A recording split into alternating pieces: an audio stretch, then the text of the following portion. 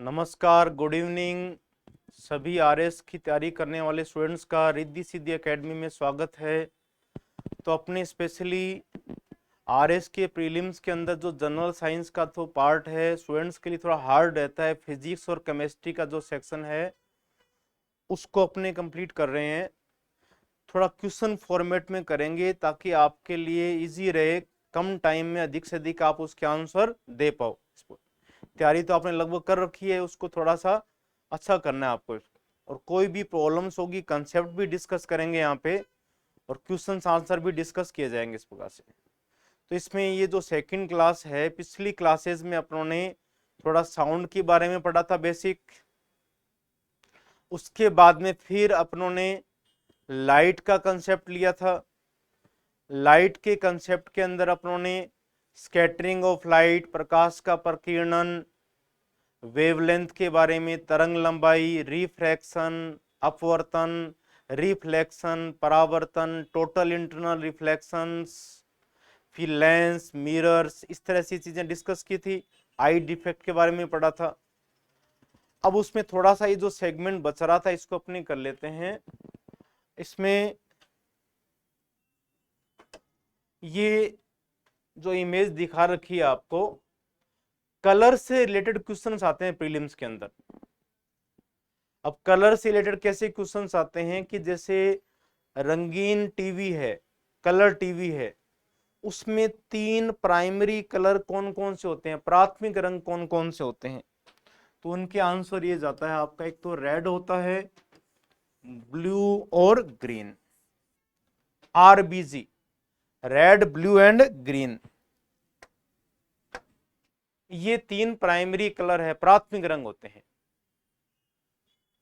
फिर इन प्राथमिक रंगों से मिलकर बनते हैं द्वितीयक रंग। सेकेंडरी जो कलर है वो प्राइमरी कलर से बनेंगे। जैसे रेड और ब्लू है, अब इनके मिलने से जो कलर बनता है वो है मेजेंटा रंग। मेजेंटा कलर जो 2000 रुपए के नोट का कलर होता था, इस प्रकार से मेजेंटा रंग बनता है रेड और ब्लू से। दूसरा, ब्लू और जो ग्रीन है इनके मिलने से बनेगा श्यान।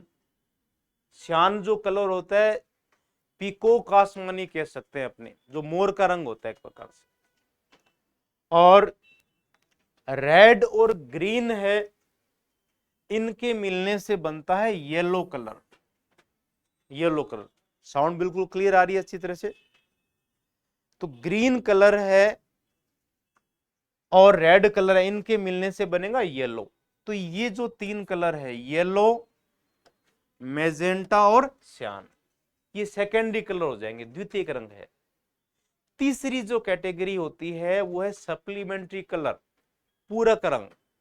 तो पूरक रंग का कंसेप्ट आपको ये ध्यान रखना है कि जिन 2 रंगों के मिलने से सफेद रंग बने उनको बोलेंगे पूरक रंग।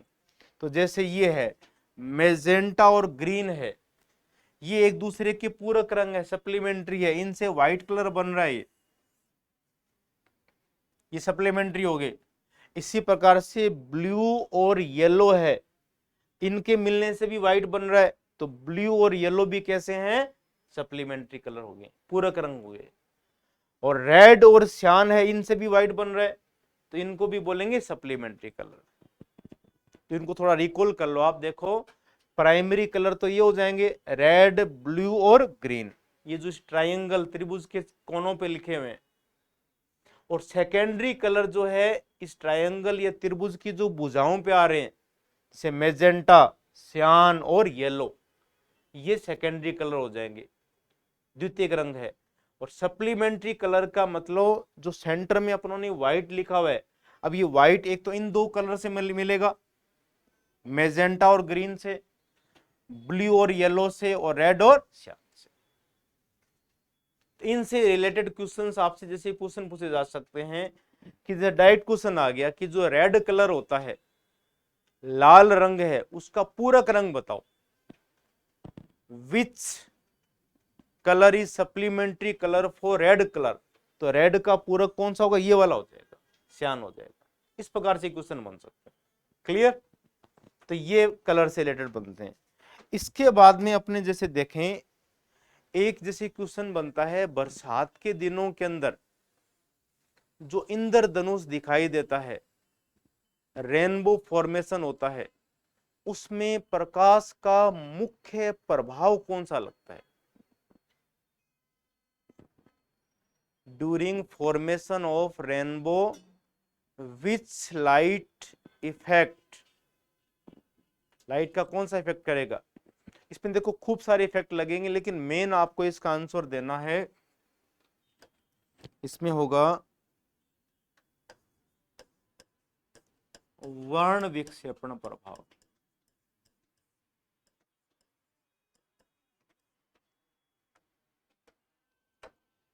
या इसको बोलेंगे अपने डिस्पर्सन ऑफ लाइट।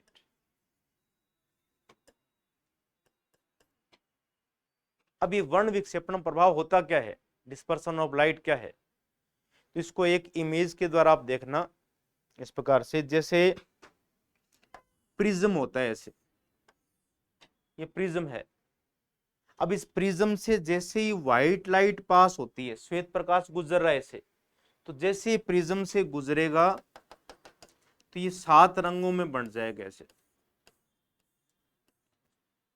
तो इसमें सबसे अधिक जो एनर्जी होती है वो सबसे अधिक मुड़ेगा, और सबसे अधिक एनर्जी होती है वायलेट की, और सबसे कम एनर्जी है रेड की, वो सबसे कम मुड़ेगा, ये सबसे ज्यादा मुड़ेगा, और ये सबसे कम मुड़ेगा।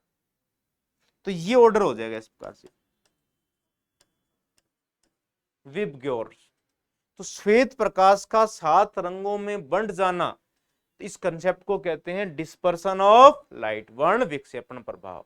और बरसात के दिनों के अंदर क्या होता है कि जो पानी की बूंदें होती है वो प्रिज्म की तरह व्यवहार करती है, उनकी डेंसिटी ज्यादा है, तो वो श्वेत प्रकाश को 7 रंगों में विभक्त कर देगी, और उससे फिर क्या होता है, इस प्रकार से इंद्रधनुष बन जाता है,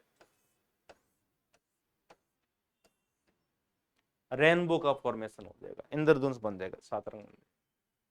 तो ये इफेक्ट बताना है आपको। और यदि ऐसा क्वेश्चन आ जाए कि इंद्रधनुष के दिखाई देने में प्रकाश के कौन कौन से प्रभाव कार्य करते हैं, अपवर्तन भी है, रिफ्रैक्शन, पूर्ण आंतरिक परावर्तन भी है, total internal reflections and dispersion of light भी है, वर्ण विक्षेपण, और एक ऑल दे रखा है, तब आंसर क्या जाएगा, ऑल जाएगा। इस प्रकार से क्वेश्चन करना है आपका, इंपॉर्टेंट क्वेश्चन बनता है इसके ऊपर। Is it clear? तो ये अपनों ने वर्ण विक्षेपण प्रभाव का ले लिया। उसके बाद में देखो अपने नेक्स्ट चैप्टर जो स्टार्ट कर रहे हैं, इसके अंदर जो न्यू चैप्टर ले रहे हैं, इसमें फिजिक्स वाले पार्ट के अंदर इलेक्ट्रिसिटी का पार्ट ले रहे हैं।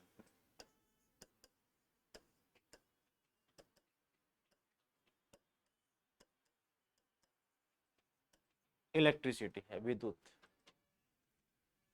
तो पहले इसके बेसिक कंसेप्ट बता देते हैं आपको, और फिर इसको अपने क्वेश्चन फॉर्मेट में कर लेंगे। इसमें एक तो अपने जो करंट होती है जिसको विद्युत धारा कहते हैं अपने, अब करंट है क्या एक्चुअल में, क्या होती है विद्युत धारा, इस प्रकार से व्हाट इज करंट, विद्युत धारा है क्या?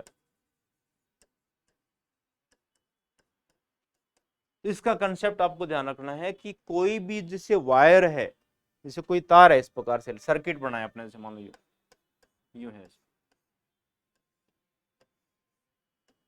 ऐसे कोई सर्किट है, इसको ऐसे शो कर देते हैं प्लस से और माइनस, इसमें से करंट फ्लो कर रही है, विद्युत धारा चल रही है।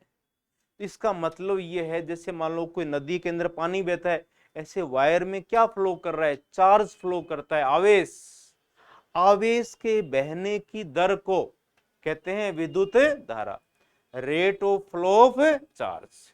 तो इसका कंसेप्ट आपको ध्यान रखना है, विद्युत धारा होता है आवेश बटा समय, चार्ज अपॉन टाइम।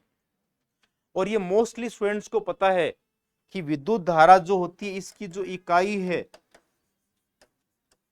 वो क्या होती है, एम्पियर होती है, एम्पियर में नापते हैं इसको। लेकिन एम्पियर किसके बराबर होता है, ये क्वेश्चन पूछा जा सकता है प्रीलिम्स के अंदर आपसे, एम्पियर किसके इक्वल है? तो ये इसी कंसेप्ट से क्लियर हो जाएगा। देखो आप, आवेश जो है चार्ज, उसकी खोज की थी कुलाम ने, कुलाम। इसलिए इसकी यूनिट होती है कूलाम और समय की सेकंड है, तो इसकी यूनिट क्या हो जाएगी, कूलाम अपॉन सेकंड, कूलाम बटा सेकंड। तो ये कंसेप्ट पूछ सकते हैं आपसे एग्जाम के कि एम्पियर बराबर किसके होती है। अधिकांश स्टूडेंट मात खा जाएंगे इसके अंदर, जिनका साइंस का बैकग्राउंड नहीं है इसके पास। तो एम्पियर बराबर किसके बताओगे, कूलाम बटा सेकंड। या स्टेटमेंट में क्वेश्चन आ सकता है कि विद्युत धारा होती क्या है, आवेश के बहने की दर को कहेंगे, rate of flow of charge कहेंगे। क्लियर। फिर इसमें नेक्स्ट कंसेप्ट देखें अपने, वोल्टेज जो होती है, अपने कहते हैं घरों में जैसे अपने 220 वोल्ट की करंट आ रही है लगभग, ऐसे बोलते हैं। वोल्टेज क्या है, वोल्टेज, ये दो बेसिक कंसेप्ट है इसके। वोल्टेज, तो वोल्टेज को अपने किस में लेते हैं, वोल्ट में लेते हैं यूनिट इसकी। वोल्ट किसके इक्वल होती है, जैसे एम्पियर को लिया था कूलाम अपॉन सेकंड, ऐसे वोल्ट किसके इक्वल है। इसको बहुत इजी फॉर्म में समझ लो आप, जैसे कोई भी वायर है उसमें अपने अधिक वोल्टेज भेजें तो करंट फ्लो ज्यादा करेगी, आवेश का प्रवाह ज्यादा होगा, आवेश ज्यादा बहेगा, तो आवेश के कार्य करने की दर क्या होगी, ज्यादा हो जाएगी। तो जितना हाई वोल्टेज लगाएंगे उतना ही आवेश ज्यादा कार्य करेगा, आवेश ज्यादा कार्य करेगा। जैसे मान लो एक जैसे यूं लें, अपनी ये सर्किट है,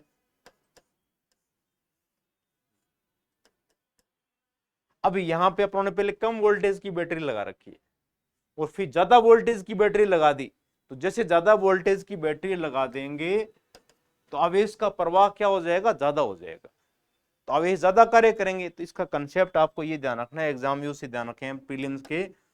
तो वोल्टेज जो होता है वो कार्य बटा आवेश होता है, कार्य बटा आवेश। ये जो पार्ट है बहुत ही स्कोरिंग है, बस कंसेप्ट पकड़ में आ गया ना आपके, एग्जाम में क्वेश्चन गलत नहीं होगा। आवेश को कार्य कराया जाएगा किसके द्वारा, बैटरी की वोल्टेज के द्वारा, ऐसे समझ लो इजी फॉर्म में। और कार्य जो होता है उसकी इकाई होती है जूल, जो एनर्जी की है।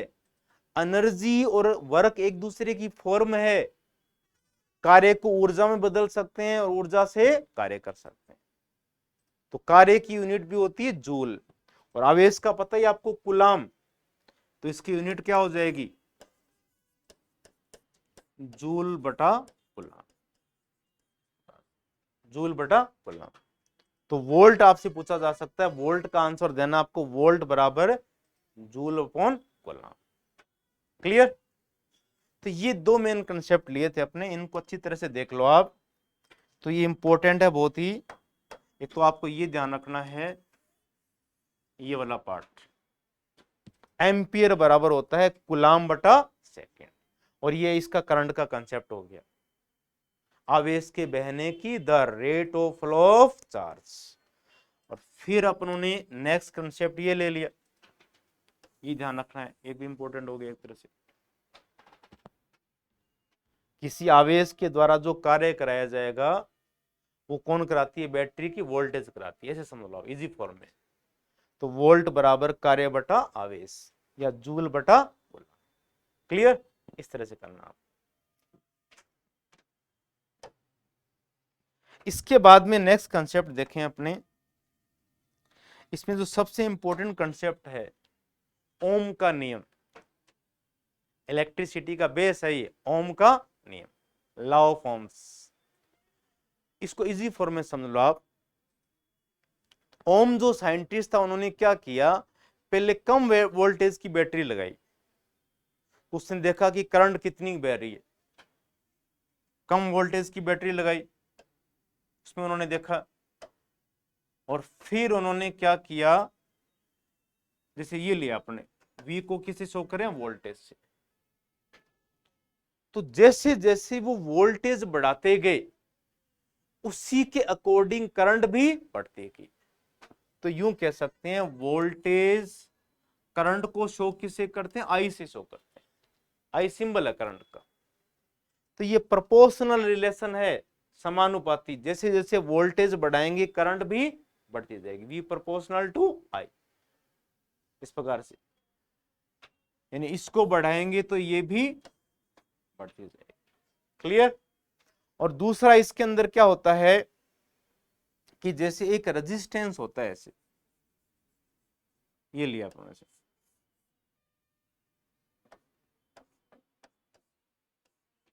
ऐसे सर्किट है, तो रेजिस्टेंस को शो करते हैं R से, प्रतिरोध, रेजिस्टेंस को शो करेंगे R से, प्रतिरोध है। और यहां पे कोई एक मीटर लगा दिया ऐसे, जो करंट को नाप रहा है, इस मीटर को बोलते हैं एमीटर। एमीटर होता है, करंट को नापेगा।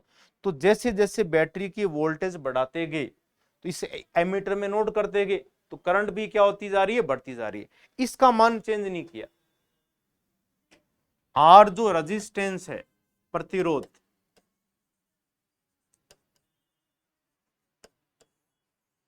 इसको क्या रखा, कांस्टेंट रखा, इसको समान रखा, आर का मान फिक्स कर दिया। तो ये ओम्स ने एक रूल बना दिया, फिर आर कांस्टेंट है तो जैसे जैसे वोल्टेज बढ़ती गई उसी अनुपात में करंट भी बढ़ती गई। तो इसको ऐसे शो कर सकते हैं अपने। नेक्स्ट जैसे लिखें V/I, जैसे जैसे V का मान बढ़ेगा I का मान भी बढ़ेगा, तो दोनों का जो अनुपात है, रेशियो, वो रहेगा, स्थिर रहेगा, कि समान बढ़ रहे हैं तेरे। और वो स्थिर उन्होंने क्या मान रखा है, R मान रखा है। तो V/I बराबर R, तो V बराबर क्या रख देंगे, IR। तो ये मोस्ट इंपॉर्टेंट है। V वोल्टेज, वोल्ट में लेंगे, I करंट जिसको एम्पियर में लेंगे, और R होता है रेजिस्टेंस, प्रतिरोध। ये जो प्रतिरोध है, इसकी जो इकाई होती है वो साइंटिस्ट के नाम पर ही क्या रख दी, ओम रख दी। ओम इकाई होती है इसकी, ओम में शो करते हैं। और इसको यूं शो करते हैं, ऐसे, ऐसा सिंबल आ जाता है इसका। ओम का सिंबल यू रहेगा इस प्रकार से। क्लियर। तो ये बेसिकली आपको फार्मूला भी ध्यान रखना है इसका, V बराबर IR। R यहां पे रेजिस्टेंस, प्रतिरोध, और R की इकाई क्या है, ओम हो जाएगी। क्लियर। तो ये बेसिक जो कंसेप्ट अपनों ने लिया, इसको फटाफट से आप देख लो, रिकॉल कर लो आप।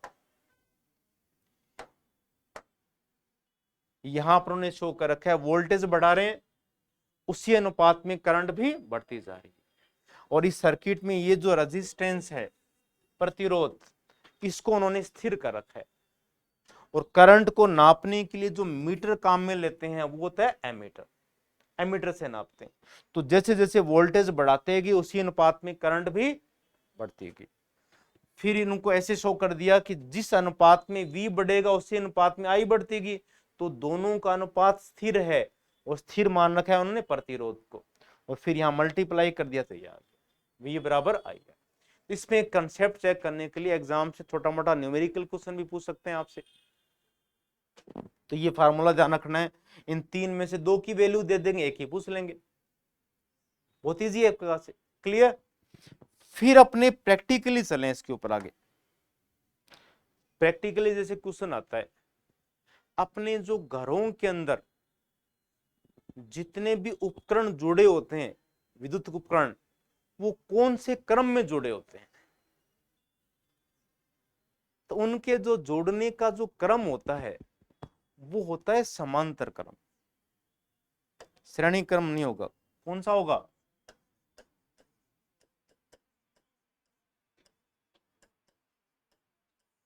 समांतर क्रम होता है, पैरेलल जुड़े होते हैं, पैरेलल ऑर्डर में होते हैं।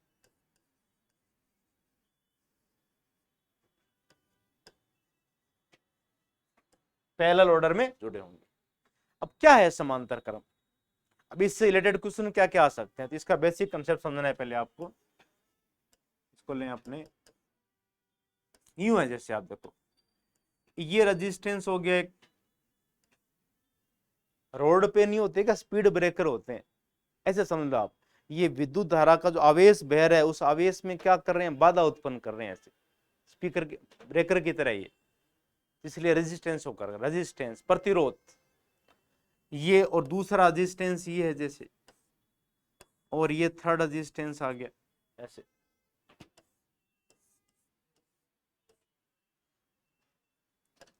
R1 R2 और R3 एक दूसरे के देखो पैरेलल है, ये समांतर रेखा होगी नहीं एक पास से, और इनको जैसे अपने किसी बाहर किसी सर्किट से जोड़ दिया ऐसे, ये ले लिया अपने, प्लस से माइनस की तरफ करंट बहेगी। तो इसमें जैसे मान लो ये मेन सप्लाई है अपने घरों में आ रही है, जैसे मान लो ये ऐसे करंट आ रही है ऐसे, तो ये करंट जाके फिर ऐसे अलग अलग भागों में बंट जाएगी, अलग अलग पार्ट में चली जाएगी। ऐसा होता है अपने, जैसे फ्रिज को लाइट थोड़ी ज्यादा चाहिए, बल्ब को कम चाहिए, ट्यूबलाइट को कम चाहिए, इस तरह से अलग अलग पार्ट में डिवाइड हो जाएगी। तो समांतर क्रम में घरों में उपकरण जुड़े होते हैं, ये कंसेप्ट ध्यान रखना, ऐसे पैरेलल जुड़े होते हैं सारे के सारे। क्लियर?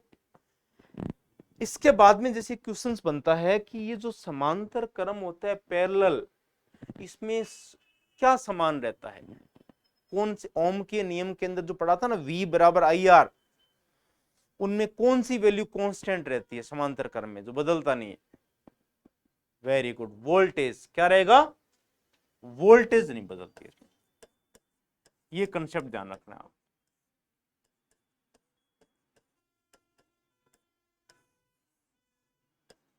ये इंपॉर्टेंट है, इसमें वोल्टेज समान रहती है। जैसे अपने घरों में जो करंट आ रही है, जितने विद्युत उपकरण काम कर रहे हैं सबकी वोल्टेज एक ही है, 220 वोल्ट पे काम कर रहे हैं, तो वोल्टेज समान रहेगी, लेकिन करंट अलग अलग बहेगी। अब जैसे ये करंट है, जैसे आई है, ये कुल करंट आ रही है जैसे अपने,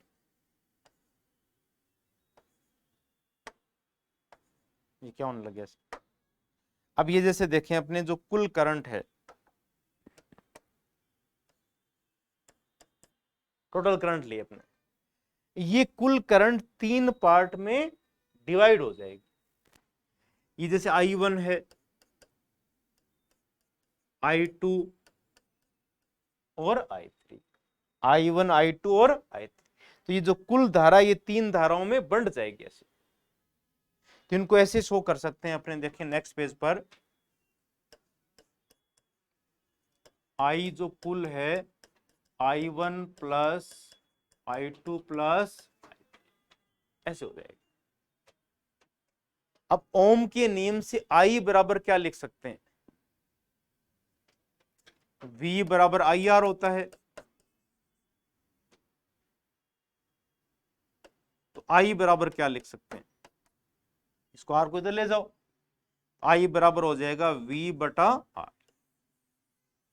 एक ही तो बात है, ये R को इधर ले गए अपने, तो I बराबर V बटा R, ऐसे हो गया। तो ये जो भी I है इनकी जगह क्या लिख सकते हैं? V बटा R लिख सकते हैं। तो V जो कुल है, V बटा R कुल, V को तो अलग अलग लिखेंगे नहीं अपने, V1 V2 नहीं लिखेंगे, V तो सब में समान है, चर्चा कर ली अपनों ने, पैरेलल में समान रहता है।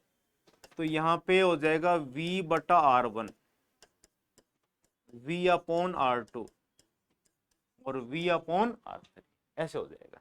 अब ये V सारे एक जैसे हैं, ये कॉमन आके कैंसिल हो जाएंगे, तो ये बन गया ऐसे 1 अपॉन R हो गया, 1 upon R1 plus 1 upon R2 plus 1 upon R3, इस प्रकार से निकल जाएगा। तो ये जैसे आपको कंसेप्ट दे दे, मान लो एग्जाम के अंदर पूछ लिया जाए कि कौन से क्रम को बता रहे हैं, तो आंसर क्या जाएगा? समांतर क्रम को बताएंगे, पैरेलल ऑर्डर को बताएंगे। क्लियर हो गया आपको? ये इस प्रकार से रहता है। फिर दूसरा जैसे जो ऑर्डर होता है, दूसरा क्रम कौन सा होता है? सीरीज, श्रेणी क्रम हो जाएगा। सीरीज ऑर्डर लें अपने,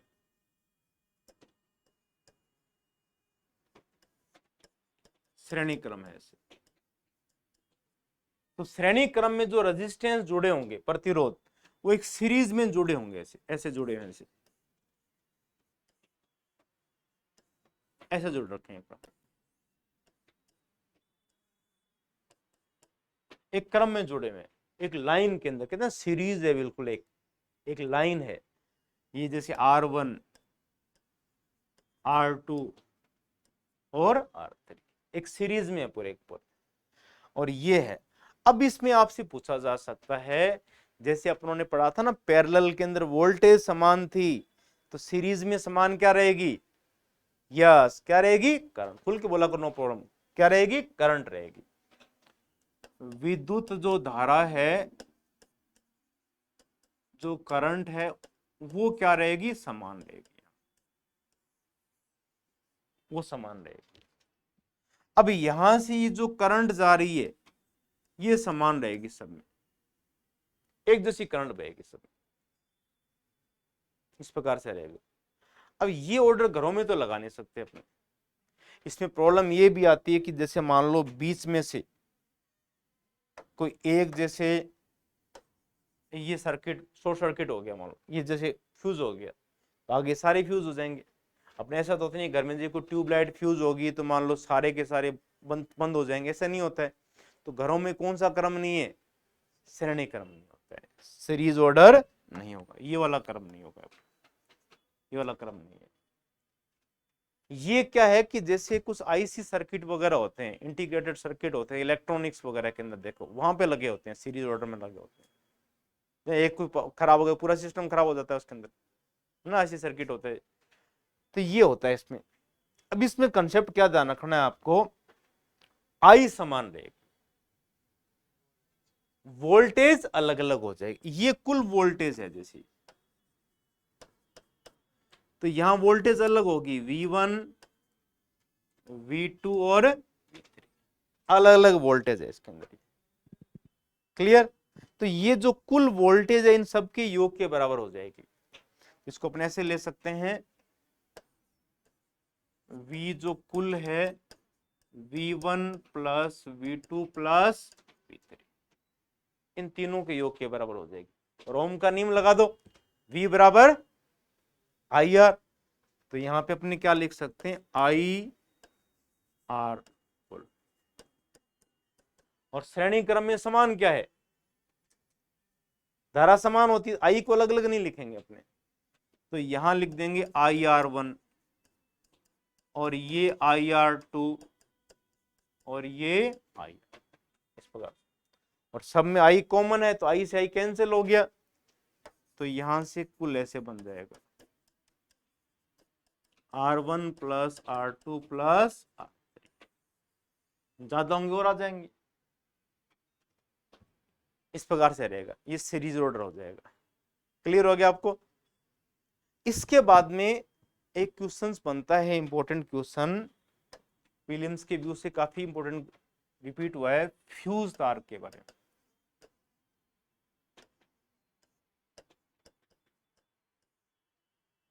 फ्यूज जो वायर होता है, उसका क्या कंसेप्ट होता है? तो इस कंसेप्ट को समझना आप इसमें ध्यान से,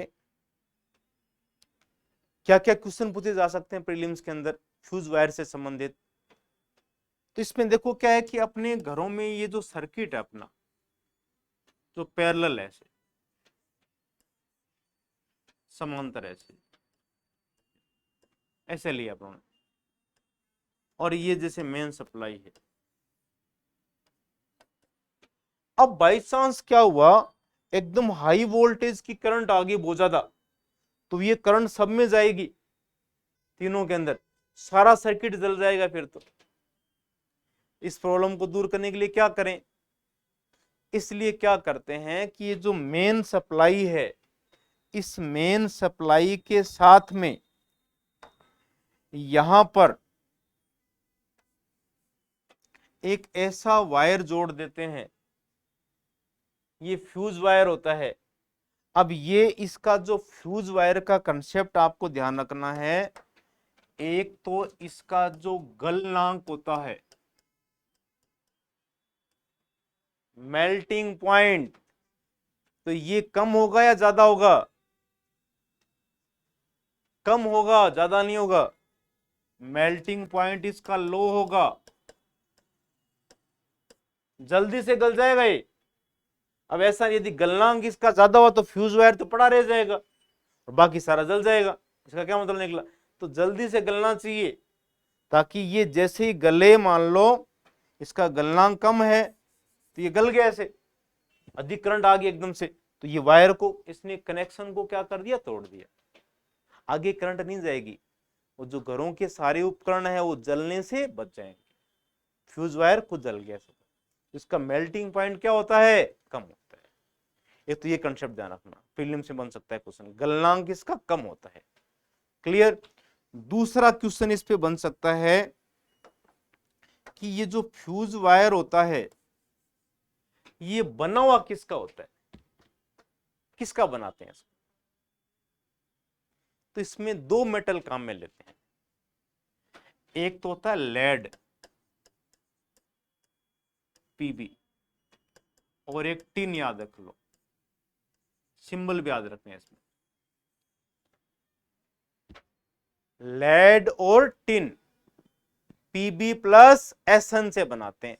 तो इन दोनों मेटल को जो मिक्स कर देते हैं, मिक्स मेटल होती है एक प्रकार से, तो उनका फिर गलनांक क्या हो जाता है, कम हो जाता है। तो दो मिश्र धातुओं का इसको बनाते हैं। और एक क्वेश्चन बन सकता है कि ये जो फ्यूज वायर है इसको कौन से क्रम में जोड़ेंगे, मेन सप्लाई के समांतर क्रम में है या श्रेणी क्रम में है? श्रेणी क्रम में है, सीरीज ऑर्डर में है, समांतर श्रेणी कहां है? तो मुख्य धारा के श्रेणी। तो तीन क्वेश्चन इस पे बन सकते हैं। एक तो जनरल, अपने घरों में उपकरणों को जलने से बचाने के लिए अपने जो फ्यूज तार काम में लेते हैं उसका मेल्टिंग पॉइंट, गलनांक कम होता है। और फ्यूज तार दो विशेष रूप से धातुओं के मिलने से बनाते हैं, एक तो होती है लेड और एक होता है टिन, पीबी और एसएन। और फ्यूज वायर को जो मेन सप्लाई है उसके साथ में सीरीज ऑर्डर में जोड़ेंगे, श्रेणी क्रम में जोड़ा जाता है। Is it clear? तो ये फ्यूज वायर पे क्वेश्चन बन सकते हैं अपने। फिर अपने नेक्स्ट देखें इसमें क्या क्वेश्चन बन सकते हैं आपके इलेक्ट्रिसिटी वाले पार्ट के अंदर। ट्रांसफार्मर पे क्वेश्चन आ जाते हैं, बहुत इजी क्वेश्चन बनते हैं इस प्रकार से, ज्यादा डिटेल नहीं जाएंगे, एवरीडे साइंस के हिसाब से ले रहे हैं। ट्रांसफार्मर खूब लगे होते हैं। अब किस स्टूडेंट से पूछते बताओ ट्रांसफार्मर क्यों लगा रखे हैं, क्या कर रहे हैं ये? यस, तो ट्रांसफार्मर का जो फंक्शन होता है, ये जो वोल्टेज होती है उसको चेंज करते हैं, वोल्टेज को चेंज करेंगे इस प्रकार से। क्यों वोल्टेज को चेंज करने की जरूरत पड़ती है उसको भी देखें। तो इसका रीजन ये होता है, ट्रांसफार्मर है, पहले तो आपको ध्यान रखना है, ये वोल्टेज में परिवर्तन करते हैं, इनका फंक्शन क्या है, वोल्टेज में परिवर्तन करें। अपने घरों में जो करंट सप्लाई होती है, एसी करंट होती है, प्रत्यावर्ती धारा, उसकी भी डिस्कस कर लेंगे अपने। उस एसी करंट की वोल्टेज में क्या करेंगे, चेंज करेंगे, उसमें परिवर्तन करते हैं। अब इसमें क्या होता है कि जहां पर भी जैसे इलेक्ट्रिसिटी है, लाइट वगैरह बनती है, चाहे कोयले से बन रही है या पानी से बन रही है या एटॉमिक वाला कोई पार्ट है, जब वहां पे लाइट बनती है, जैसे अपने कोटा का एग्जांपल ले अपने, तो वहां से जब लाइट को सप्लाई करते हैं, इलेक्ट्रिसिटी को जब सप्लाई करेंगे तो वहां से हाई वोल्टेज पे भेजते हैं। आपने देखा नहीं कि बड़ी बड़ी लाइनें आती है, 11,000 वोल्टेज की लाइनें हैं। उसका रीजन ये होता है कि हाई वोल्टेज पे भेजने से बीच में करंट का लॉस नहीं होगा ज्यादा, तो वोल्टेज को पहले क्या करना पड़ता है, बढ़ाना पड़ेगा, वोल्टेज को बढ़ाना पड़ेगा। तो वोल्टेज को जो बढ़ाने का जो काम करते हैं ट्रांसफार्मर, तो दो टाइप के ट्रांसफार्मर ध्यान रखो आप, इजी फॉर्म याद रख लो, स्टेप अप कर रहे हैं, वोल्टेज को बढ़ा रहे हैं, स्टेप अप कर रहे हैं, या हिंदी में कहेंगे उनको ऊंचाई। तो स्टेप अप ट्रांसफार्मर होते हैं, वोल्टेज को बढ़ाने वाले होते हैं। तो इनका यूज कहां करते हैं, जहां से इलेक्ट्रिसिटी जो जनरेट की है अपनों ने, विद्युत धारा की, जो बड़े बड़े कोटा थर या सूरत का थर्मल प्लांट वगैरह है, वहां से इलेक्ट्रिसिटी को बाहर भेज रहे हैं, हाई वोल्टेज पे करके भेजते हैं पहले। तो कौन से ट्रांसफार्मर करेंगे? स्टेप अप वाले करेंगे। अब उस हाई वोल्टेज की करंट को फिर धीरे धीरे कम भी तो करना है। घरों में तो 220 वोल्ट चाहिए। अब अपने जैसे कॉलोनी वगैरह में जो लगे होते हैं, वो वोल्टेज को क्या करते हैं? कम करते हैं। तो उनके अंदर कौन से होंगे? वो स्टेप डाउन हो जाएंगे या अपसाइड हो। स्टेप डाउन ट्रांसफार्मर होते हैं, ये वोल्टेज को कम करेंगे। इस प्रकार से ध्यान रखना है। तो वोल्टेज में चेंज करते हैं। फिर अपने इसमें बात कर रहे थे कि जो करंट होती है, प्रैक्टिकली अपने देखें दो टाइप की करंट है।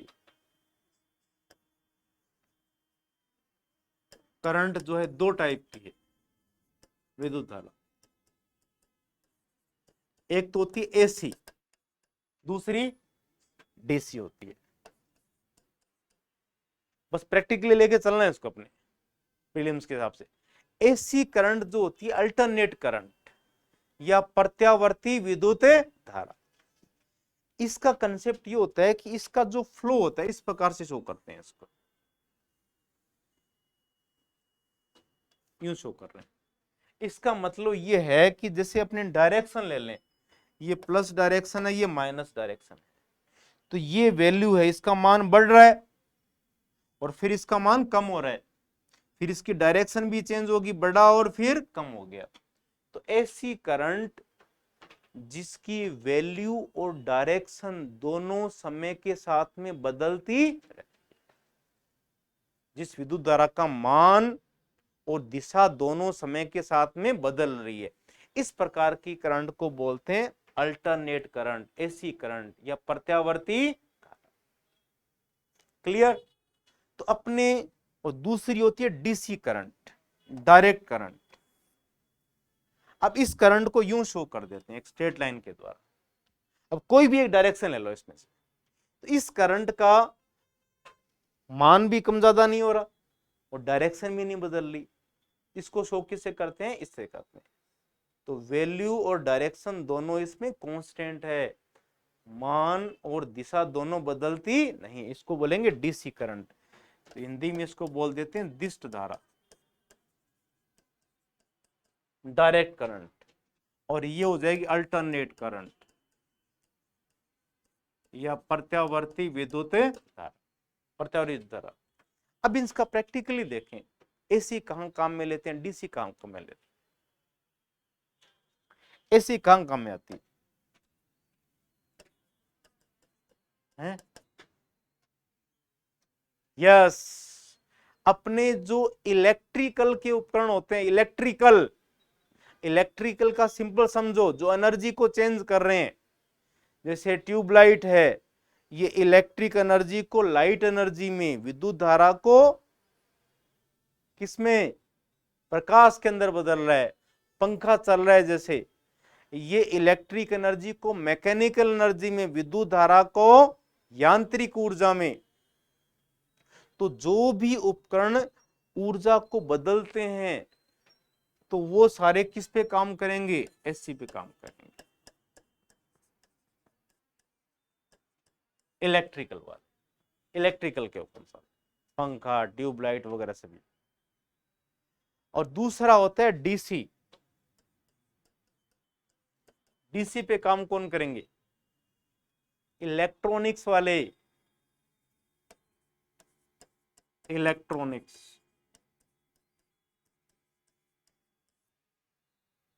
अब इलेक्ट्रॉनिक्स में सिंपल समझो आप, इसमें जिनमें सिग्नल है, ऑडियो है या वीडियो है, वो इलेक्ट्रॉनिक्स में आ जाते हैं। जैसे टीवी है, उसमें क्या है? साउंड का सिग्नल भी है, लाइट भी है इसमें। मोबाइल है, कंप्यूटर है, इनमें सिग्नल नहीं है कि ऑडियो वीडियो इस प्रकार से। तो ये सब इलेक्ट्रॉनिक्स में आते हैं। ये सब काम किस पे करेंगे? डीसी पे काम करेंगे। और घरों में सप्लाई कौन सी हो रही है? अपने एसी हो रही है। पंखे, ट्यूबलाइट वगैरह तो जल जाएंगे। कई बार जैसे आपने देखा है ना, मान लो नॉर्मल प्लग के अंदर अपने सीधा वायर लगा के कर लेंगे इस प्रकार से, बल्ब को जला सकते हैं इस प्रकार से। लेकिन जैसे मोबाइल है, मोबाइल किस पे काम करता है? एसी पे काम नहीं करेगा, किस पे करेगा? डीसी पे। अब जो मोबाइल का जो चार्जर है वो क्या कर रहा है? एसी को डीसी में कन्वर्ट कर रहा है। तो ये एग्जाम में क्वेश्चन पूछा जाता है, एसी को डीसी में कन्वर्ट करने वाले उपकरण को क्या कहते हैं? एसी को डीसी में जो कन्वर्ट करता है। नो, उसका आंसर होगा रेक्टिफायर। कौन करता है?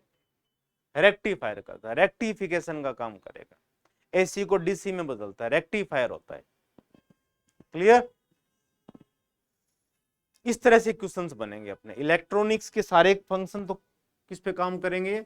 डीसी पे करेंगे। और इलेक्ट्रिकल वाले हैं, पंखा है, ट्यूबलाइट वगैरह, ये किस पे काम करेंगे? एसी पे। और एसी को डीसी में बदलना है तो इसको कौन बदलता है? रेक्टिफायर बदलता है। Is it clear? इसके बाद में इसमें क्वेश्चंस बनते हैं,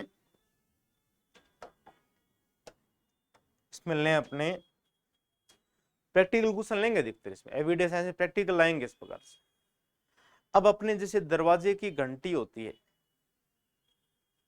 डोरबेल है, वो कौन से इफेक्ट पे काम कर रही है? लाइट के कौन से इफेक्ट पे काम कर रही है? लाइट गई होती है तो डोरबेल नहीं बजती, कभी देख लेना आप। लाइट होती है उसमें डोरबेल आराम से बज जाती है। क्या होता है उसके अंदर से? विद्युत धारा का कौन सा प्रभाव होता है?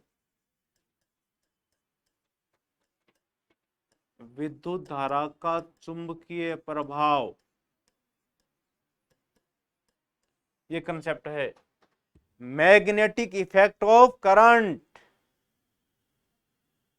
तो इसमें क्या होता है, एक प्रकार से, एक तो मैग्नेट नॉर्मल देखिए आपने, चुंबक होती है, लोहे के ऑक्साइड होते हैं अधिकतर। अब इसमें जो डोरबेल में, दरवाजे की घंटी के अंदर इस प्रकार से होता है, जैसे यूं लिया अपनों ने, इस प्रकार से सिस्टम है ये इलेक्ट्रिसिटी से जोड़ रखे अपनों ने। तो इसमें क्या होता है, इसको ऐसे समझो आप, इजी कंसेप्ट बताएं आपको। इसे कोई वायर है, इस वायर में जैसे ही करंट पास करेंगे अपने, तो इसके चारों तरफ एक फील्ड जनरेट हो जाएगा, एक क्षेत्र बन जाएगा, चुंबकीय क्षेत्र, मैग्नेटिक फील्ड बन जाएगा। और मैग्नेटिक फील्ड में फोर्स लगेगा, बल लगेगा, मैग्नेटिक फोर्स, चुंबकीय बल लगेगा। जैसे इसको अपने गिरा दें, नीचे पृथ्वी खींच रही है इसको, ग्रेविटेशनल फोर्स, गुरुत्वाकर्षण बल, तो जैसा बल होगा उसके अकॉर्डिंग काम करेगा। तो किसी वायर में जैसे करंट पास कर देते हैं तो उसकी चारों तरफ एक फील्ड बन जाता है, that is called magnetic field, चुंबकीय बल। चुंबकीय क्षेत्र है, चुंबकीय बल काम करेगा उसके अंदर।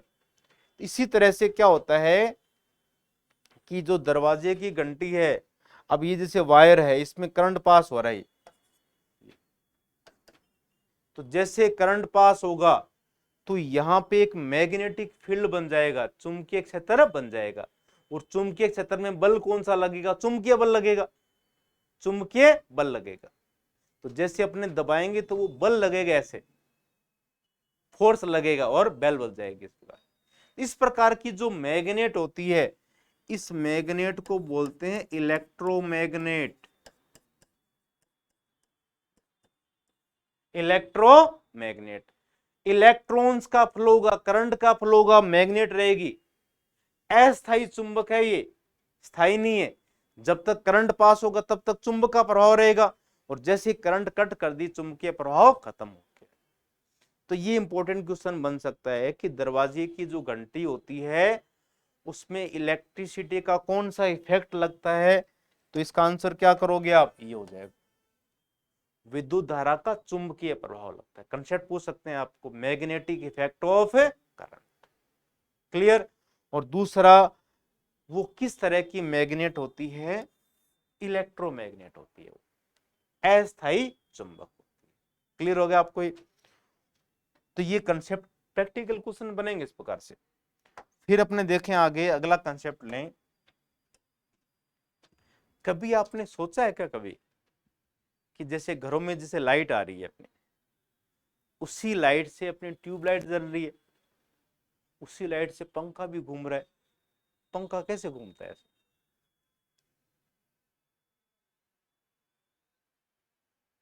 कैसे घूमने लगे पंखा? ऐसा उसमें लाइट में क्या करेक्टर है ऐसे? इसको समझना ध्यान से, इसका कंसेप्ट देखें। जो मोटर होती है,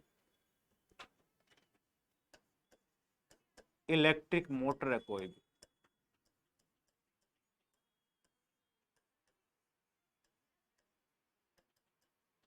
ये बेसिक बेसिक चीजें पकड़नी है जो अपने एवरीडे साइंस में काम में आ रही है। मोटर है, जनरेटर है, ये इनमें कंसेप्ट समझना है आपको बस। और इन्हीं से रिलेटेड क्वेश्चंस बनेंगे प्रीलिम्स के अंदर।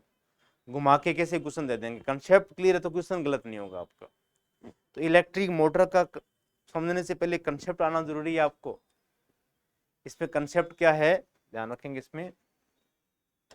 इसके लिए आपको समझना पड़ेगा, इसमें एक रूल होता है।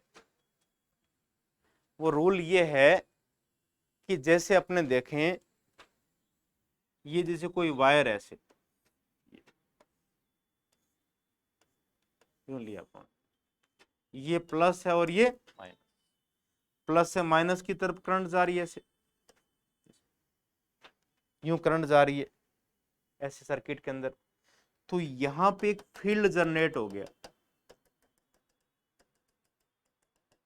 क्षेत्र बन गया। यहां पे इस क्षेत्र को नाम क्या दिया अपनों ने?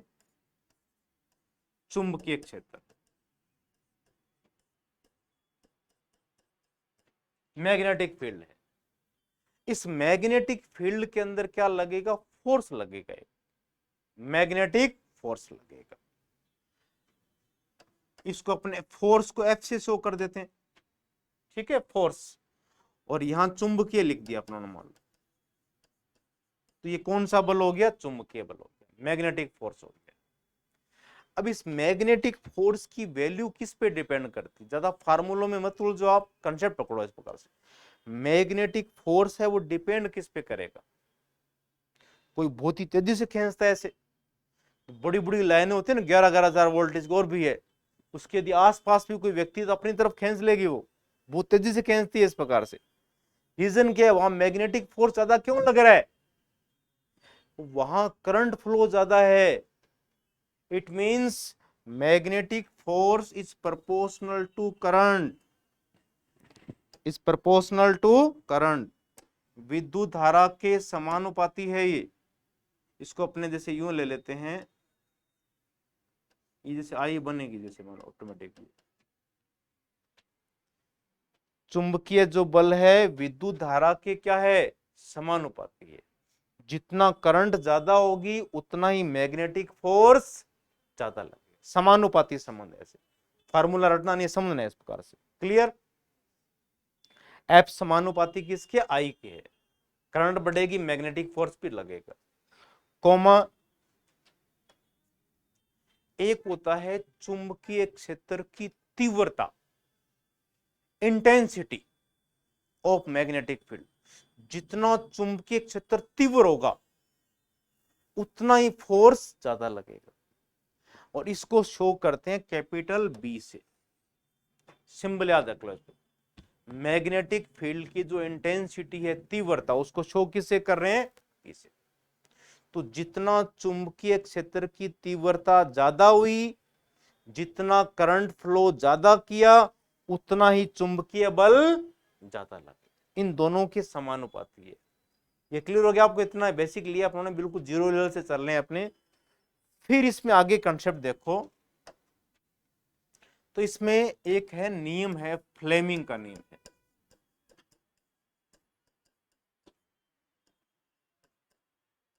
फ्लेमिंग का बाएं हाथ का नियम,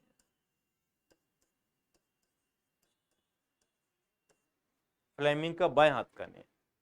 अब इसमें क्या हो रहा है कि जैसे आरएस के जो पेपर्स देख रहे हैं अपने, साइंस की क्वेश्चन का वेटेज बढ़ता ही जा रहा है, तो इसको छोड़ नहीं सकते। कई स्टूडेंट्स होते हैं कि साइंस को छोड़ जाते हैं, काम नहीं चलेगा इस प्रकार से।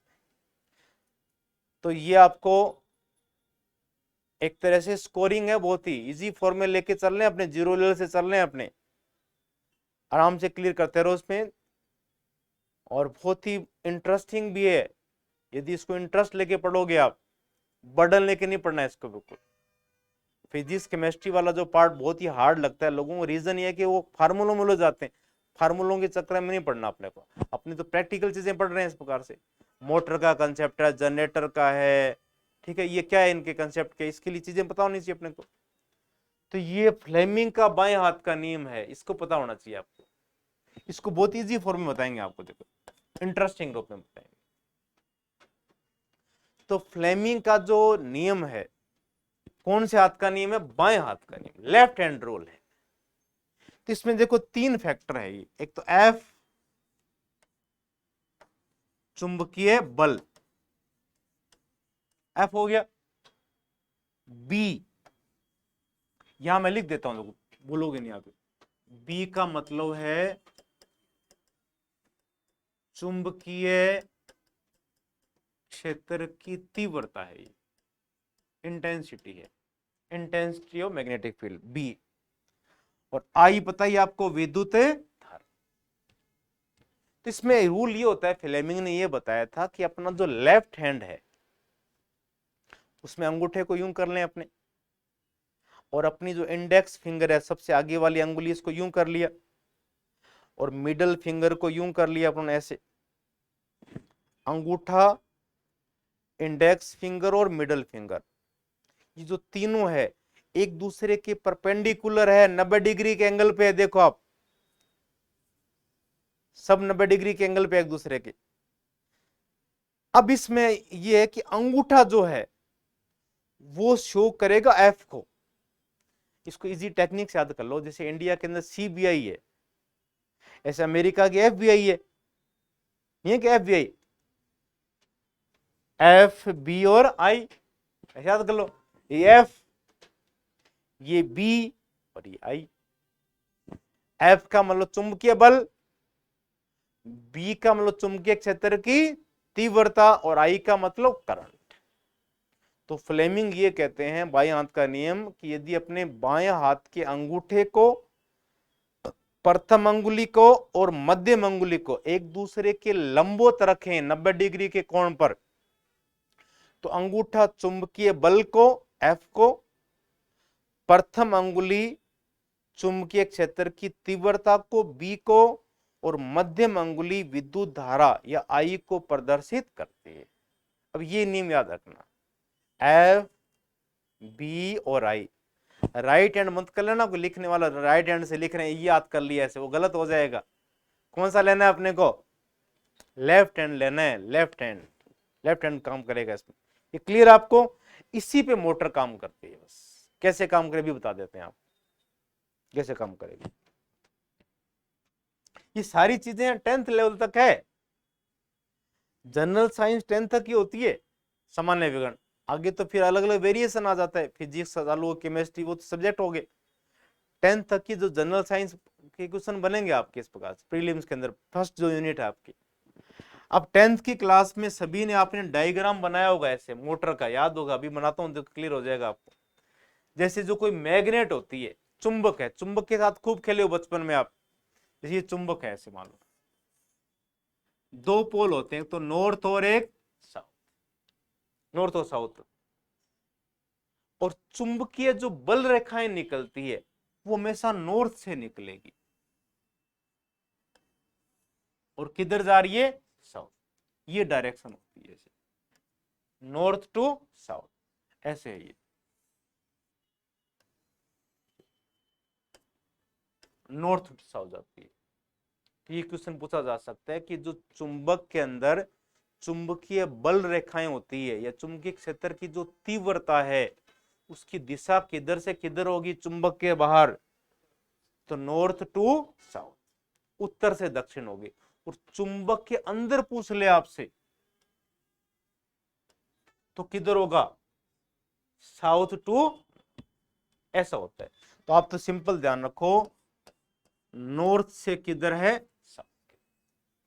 चुंबकीय क्षेत्र की तीव्रता की बात कर रहे थे ना बी, तो बी की डायरेक्शन हमेशा किधर रखनी है, नॉर्थ से अर्थ भी मैग्नेट ही तो है एक प्रकार से।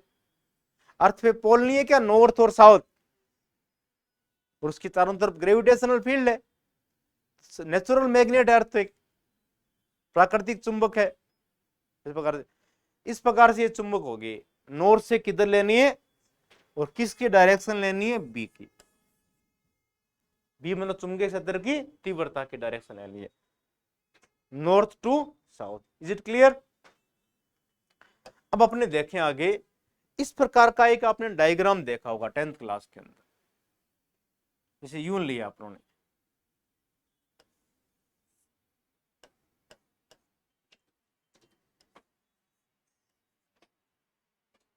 इसका मतलब ये नहीं है कि दोनों पोल अलग अलग है, दोनों ध्रुवों को अलग नहीं कर सकते अपने। चुंबक को कितना ही तोड़ते रहो आप, उसका छोटे से छोटा टुकड़ा भी होगा, उसके अंदर भी कितने ध्रुव होंगे, 2 ध्रुव होते हैं। तो एक पोल का अलग से एग्जिस्टेंस नहीं है, कोई अस्तित्व नहीं होता है। क्लियर? और चुंबक के टाइप अनेक प्रकार के होते हैं, अलग अलग आकृति की हो सकती है। ऐसी आकृति भी हो सकती है जैसे अपने देखें, यूं हो सकती है ऐसे, इसे ले लिया अपने एन और एस। साइलेंड्रिकल हो सकती है एन और एस, बेलनाकार, घोड़े के शू की तरह से अनेक प्रकार की हो सकती है। तो ये दो दो पोल दिखाए हैं, उसमें ऊपर से है ये ऐसे, ये वाली है ना, इसको शो किया अपने से, 2 पोल ले लिए इसमें, बीच में ऐसे बना दिया अपनों ने ये इस तरह की स्ट्रक्चर, और इसको फिर आगे इलेक्ट्रिसिटी से कनेक्ट कर दिया ऐसे।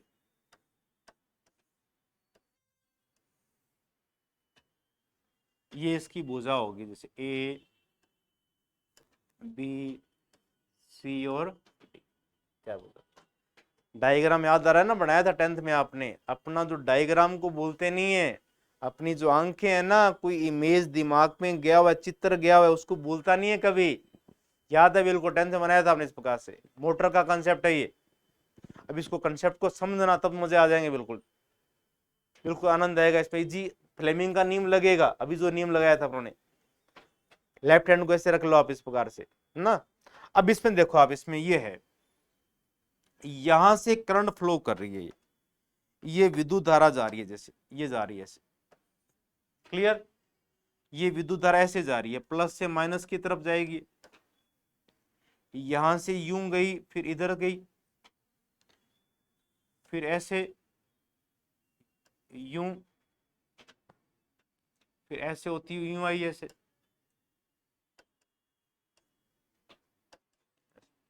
ये पूरा सर्किट हो गया इसका। यहां से करंट चली, ये ऐसे गई, और ये यूं घूमकर ऐसे आ गई। क्लियर? अब जैसे आपको बताना है कि ये जो ए बी भुजा है, ए बी भुजा, इस ए बी भुजा के अंदर एक तो अपने को पता है कि जो बी है, मैग्नेटिक फील्ड की इंटेंसिटी, उसकी डायरेक्शन तो पता है आपको, नॉर्थ टू साउथ, इधर है नॉर्थ टू साउथ, ये हो रही है। ये बी की डायरेक्शन है, कैपिटल बी की। अब ये जो ए बी भुजा है, ए बी भुजा, इसको अपने अलग से बना लें अपने यहां पे, यूं करंट जा रही है इसमें, ये भुजा कौन सी होगी, ए बी भुजा। इसमें बी की दिशा तो ये है, एन से एस की तरफ है, तो और आई की दिशा ये दिखा रखी है इसमें, करंट की दिशा। एफ बी आई लगाया था ना मोने, तो बी और आई तो क्लियर हो गया, अपने एफ की दिशा निकालनी है आप। तो इस ए बी भुजा पे बल किधर लगेगा, पृष्ठ के लंबवत बाहर की तरफ लगेगा या अंदर की तरफ लगेगा। और इस भुजा को अलग से ले लो, यहां पे सी डी, सी और डी। इसमें बी की दिशा ये है, आई की दिशा ये है। इस सी डी भुजा पर, इस भुजा पर बल किधर लगेगा, अंदर की तरफ या बाहर की तरफ, पृष्ठ के लंबवत ऐसे ही बाहर की तरफ बल लगेगा या अंदर की तरफ लगेगा। ऐसे करना है। देखो आप नियम लगाओ इसमें, ये नियम लगा लिया अपनों ने, एफ बी और आई। अपने को बी दिखा रखा है तो बी की डायरेक्शन में इस अंगुली को रखना है अपने को, ये बी है, क्लियर। ये आई है, ऐसे बी और आई की डायरेक्शन होगी, क्लियर। अब ये अंगूठा बल की दिशा बताएगा, तो बल कहां लग रहा है, बाहर की तरफ लग रहा है, तो इस सीडी भुजा पे बल कहां लगेगा, बाहर की तरफ लगेगा। क्लियर हो गया आपको, वापिस क्लियर कर लो आप। ये दो चीजें दिखा रखी है अपने, ये बी है और ये आई, बी और आई, एफ की दिशा किधर लग रही है, बाहर की तरफ। कंसेप्ट क्लियर हो रहा है ना, प्रेशर से कंसेप्ट क्लियर हो जाता है, एग्जाम बिल्कुल पास में है तो सारी चीजें बिल्कुल जाएगी, कंसंट्रेशन अच्छी रहती है, प्रेजेंस ऑफ माइंड रहो, बस अपना ड्यूटी करो, बस कर्म करो जम के, फल तो अपने हाथ में है नहीं, है ना, अपने आप मिलेगा, अच्छे कर्म करोगे तो फल आपको। तो ये बी है और ये आई, फोर्स किधर लग रहा है, बाहर की तरफ लग रहा है, क्लियर। और ये जो भुजा है ए और बी, इस पे फोर्स देखें अपने, बी और आई क्लियर अपने को, बी तो इधर है, देखो ये बी है ऐसे, इसमें आई ऊपर की तरफ है, ऐसे है, ये आई ऊपर की तरफ है, तो बल किधर लगेगा, अंदर की तरफ लगेगा, अंदर की तरफ लगेगा। इस प्रकार से जैसे मान लो ये पार्ट ले लें अपने को, मान लो ये ले लिया, ये 20 का पार्ट ऐसे, अब ये सीडी भुजा है, इस पे बल तो बाहर की तरफ लग रहा है ऐसे, और इस पे अंदर की तरफ लग रहा है, तो घूमने लग जाएगा ऐसे। इस प्रकार से दोनों भुजाओं पे बल, एक पे बाहर की तरफ है आउटवर्ड, एक पे इनवर्ड है, तो ये घूमने लग गया ऐसे, इसको बोलते हैं आर्मेचर। क्या होगा, आर्मेचर। आर्मेचर घूमने लग गया, घूमने लग गया तो कौन सी एनर्जी आ गई, यांत्रिक ऊर्जा। तो इलेक्ट्रिक एनर्जी को कन्वर्ट किस में कर दिया गया, मैकेनिकल एनर्जी में, यांत्रिक ऊर्जा। पंखा ये तो करता है, विद्युत ऊर्जा को किससे बदलता है, यांत्रिक। तो कोई भी मोटर है तो वो विद्युत ऊर्जा को बदलती है, या तो ये कंसेप्ट है। इसमें क्वेश्चंस आपसे क्या क्या पूछे जा सकते हैं, इनको देखें, अपने रिकॉल कर लें इसको थोड़ा सा, अपने सारा क्लियर हो जाएगा आपका। यहां से स्टार्ट किया था अपन, इसको अच्छी तरह रिकॉल कर लो आप। एक तो जो विद्युत मोटर होती है कोई भी, उसका कंसेप्ट लिया था अपन ने, क्या है। तो विद्युत मोटर की कंसेप्ट को समझने से संबंधित अपन ने ये बात की थी कि कोई भी जैसे वायर है, उस वायर में जैसे ही करंट फ्लो करेगी, विद्युत धारा बहेगी, तो उसके चारों तरफ क्या उत्पन्न हो जाएगा, चुंबकीय क्षेत्र उत्पन्न हो जाएगा। और चुंबकीय क्षेत्र के अंदर क्या लगेगा, चुंबकीय बल लगेगा। से गुरुत्वाकर्षण क्षेत्र में गुरुत्वाकर्षण बल लगता है, ग्रेविटेशनल फोर्स लगता है, इसी तरह से मैग्नेटिक फील्ड में लगेगा मैग्नेटिक फोर्स लगेगा, चुंबकीय बल लगेगा। और चुंबकीय जो बल है वो डिपेंड किस पे करता है, करंट पे करता है। तो जितनी करंट ज्यादा बहेगी उतना ही चुंबकीय बल ज्यादा लगेगा। तो चुंबकीय बल आई के समानुपाती है, विद्युत धारा के समानुपाती है। और बी है चुंबकीय क्षेत्र की तीव्रता, इसके भी क्या है, समानुपाती। और फिर अपनों ने ये ले लिया फ्लेमिंग का बाएं हाथ का नियम। तो चुंबकीय बल F, चुंबकीय क्षेत्र की तीव्रता B और विद्युत धारा FBI, ये इनके डायरेक्शन को बताया गया था पूरा का पूरा। FBI से याद रख लो इसको।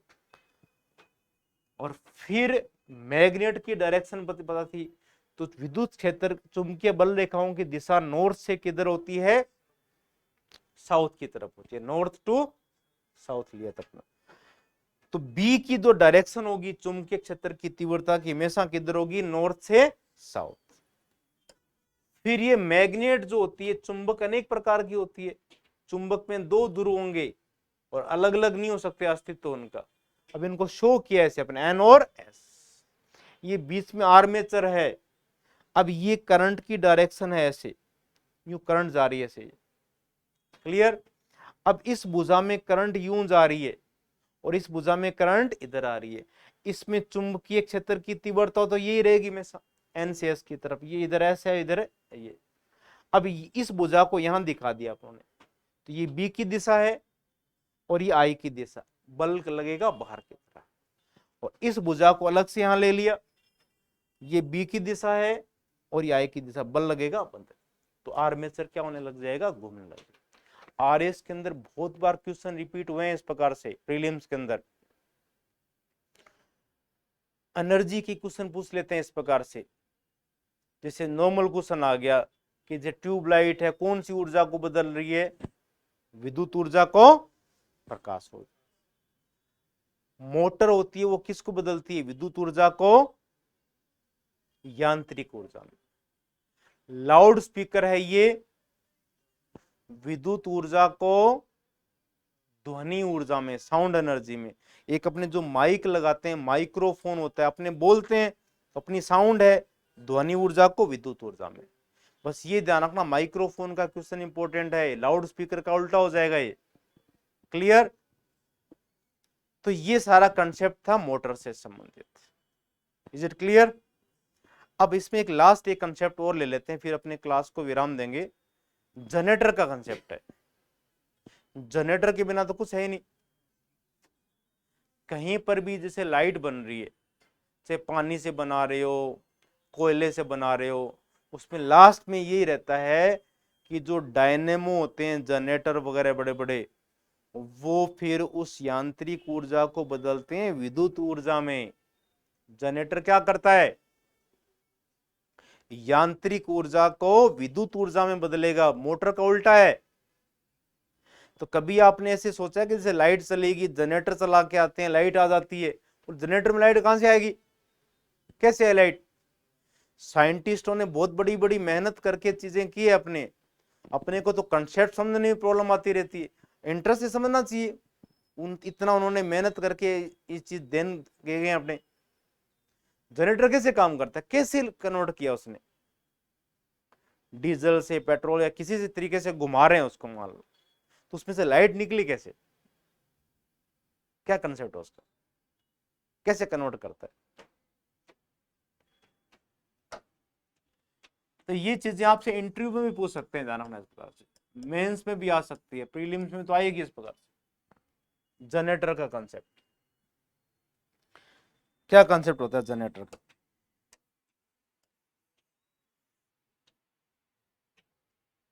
तो एक बहुत ही महान वैज्ञानिक हुए थे, पैसे से तो बहुत गरीब थे बेचारे,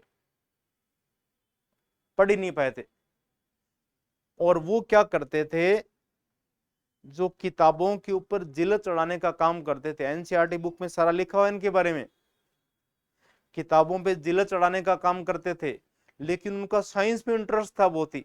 सोचते रहते थे यार ये कैसे हुआ, ये कैसे हुआ। जैसे न्यूटन ने नहीं सोचा क्या कि एप्पल कैसे गिरा नीचे, सेब कैसे गिरा, इसको किसने खींचा, ऐसे सोचता रहता था वो। जिज्ञासु प्रकृति का था बहुत ही। तो साइंस की कुछ पढ़ा लिखा था, साइंस की किताब अगर आता थी उसको रोक लेता था, इसमें कुछ टाइम लगेगा अभी नहीं, तो उसको पढ़ता रहता है। उसने बहुत ही तकड़ा एक्सपेरिमेंट किया है, उसके बिना तो आजकल होता ही नहीं है। लाइट का अपने देख रहे हैं अपने, कौन सा वैज्ञानिक था वो?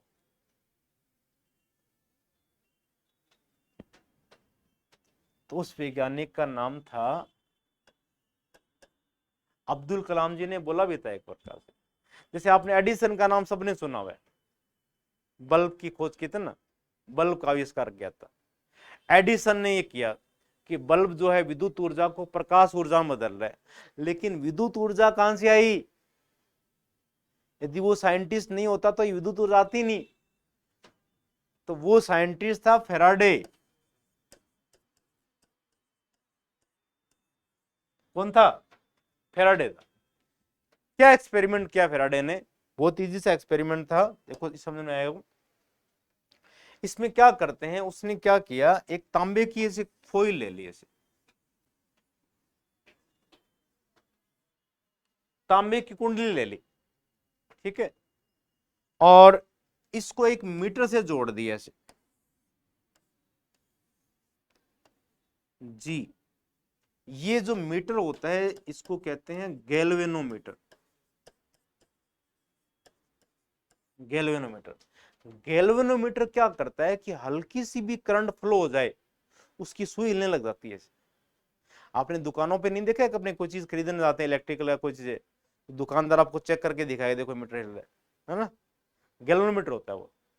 तो गैल्वेनोमीटर क्या करता है, करंट की डायरेक्शन भी बता देता है, विद्युत धारा की दिशा बताता है, एक तो कौन सी दिशा में है, और हल्की सी भी विद्युत धारा बहेगी, माइक्रो एम्पियर भी फ्लो करगी, उसको भी बता देगा, सुई हिलने लग जाएगी उसकी।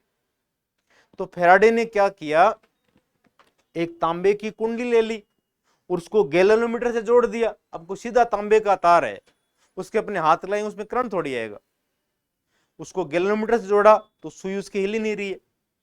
इसका मतलब उस तांबे के कुंडली में, तार में विद्युत धारा नहीं बह रही, उसमें इलेक्ट्रिसिटी फ्लो नहीं हो। क्लियर हो गया आपको ये फर्स्ट स्टेप। फिर फैराडे ने क्या किया, पहला स्टेप तो ये रहा, तांबे की कुंडली को गैल्वेनोमीटर से जोड़ दिया। ये एग्जाम में क्वेश्चन पूछा जा सकता है प्रीलिम्स में। गैल्वेनोमीटर का यूज क्या होता है, विद्युत धारा का पता लगाने के लिए, विद्युत धारा को नापने के लिए तो एमीटर था, या विद्युत धारा की दिशा पता लगानी है तो गैल्वेनोमीटर होता है। फिर फैराडे ने क्या किया, सेकंड स्टेप लिया इस प्रकार से। अब ये जैसे कुंडली है ऐसे, इसके साथ उन्होंने गैल्वेनोमीटर जोड़ रखा है। उन्होंने एक चुंबक ली, मैग्नेट, ये इसका नॉर्थ और इसका ये साउथ। फिर फैराडे ने इस चुंबक को इसकी तरफ गति कराया, इसकी कुंडली की तरफ। तो जैसे चुंबक को इसने गति कराया तो फैराडे ने देखा इसकी सुई हिलने लग गई ऐसे, इसका इसमें क्या आ गई, करंट आ गई। फिर फैराडे ने इस चुंबक को स्थिर कर दिया ऐसे, इसको नहीं लाया, इसकी कुंडली को इसकी तरफ लेके गया। फिर भी देखा गैल्वेनोमीटर की सुई हिल रही है, इसका मतलब करंट आ रही है इसके अंदर। और फिर इस चुंबक को और कुंडली को दोनों को गति कराया ऐसे, फिर भी हिल रही है। तो उसने कंक्लूजन निकाला। अब इसका कंक्लूजन ये होता है कि जो चुंबक है इससे क्या निकलती है,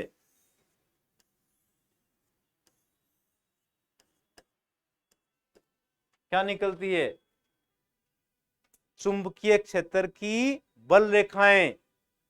और इसको बताया था नॉर्थ से साउथ डायरेक्शंस, चुंबकीय बल रेखाएं है तो चुंबकीय क्षेत्र की तीव्रता।